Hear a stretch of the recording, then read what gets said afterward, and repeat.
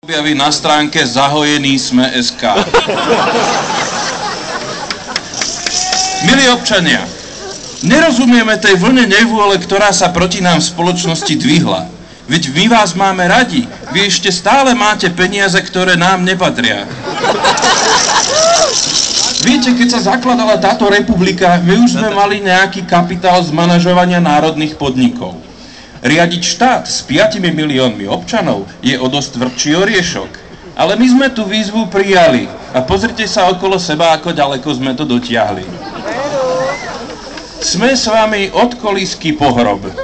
My sme nemocnica, ktorá vás privedie na svet. My sme tá novostavba, v ktorej budete bývať. My sme banka, ktorá na to vašim rodičom požičia. To my sme ihrisko a park, kde by ste sa mohli hrať, keby sme to nevyužili na niečo zmysluplnejšie. Takže budete doma pozerať ako deti televíziu. A to sme tiež my.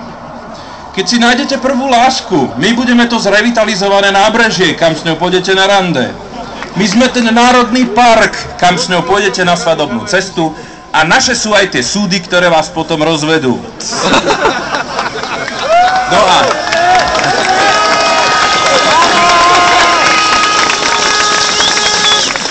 No a napokon, keď príde váš čas a vy budete ležať na smrteľnom lôžku, my budeme tá poisťovňa, ktorá vám to nepreplatí.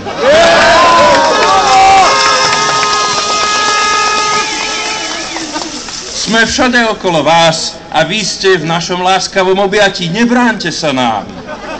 Naše firmy sa v podnikaní riadia jednoduchým pravidlom, že riziko je pekná vec, ale my nie sme hazardní hráči. My chceme jackpot za každý žreb a aj ho dostaneme. Keď nezafunguje biely kôň, pošleme čierneho. Na nás sa naozaj môžete spoľahnúť. Sme veľmi stabilné spoločnosti s tradíciou dlhšou, než by ste si chceli predstaviť. My sa nemeníme každé 4 roky, lebo nás nikto nevolí. To my sme si vyvolili vás.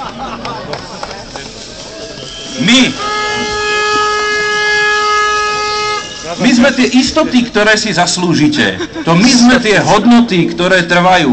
My sme tie nové tváre a aj tie overené riešenia. My sme to silné a odvážne Slovensko. My sme Slováci, ktorí sa spoliehajú sami na seba. S nami sa našla odvaha na reformy.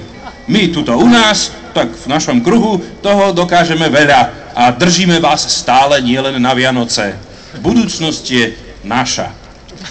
Vidím, že ste sem prišli spraviť agitku aj nové politické strany.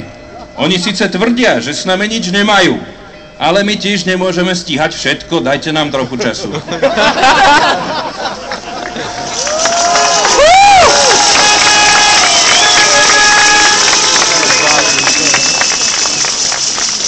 Viete, tá vôľa ľudu, tá občianská spoločnosť a tak, to je veľmi pekná vec a nám sa to páči v zásade. Akurát vo firme to takto nemôže fungovať. Nebojte sa, my vám toto nebudeme pripomínať. Naopak, my vás chceme ubezpečiť, upokojiť. Priatelia, na čo tá nervozita z volieb? To nemôže dopadnúť zle. My to nedopustíme. Preto odporúčame, aby ste volili nás, stranu 1, 2 až 26. Lebo my sme si vás už zvolili. Tak nebláznite a choďte domov. Ešte by ste mohli vnúknuť politikom mylnú predstavu, že nepracujú iba pre nás. Ďakujem.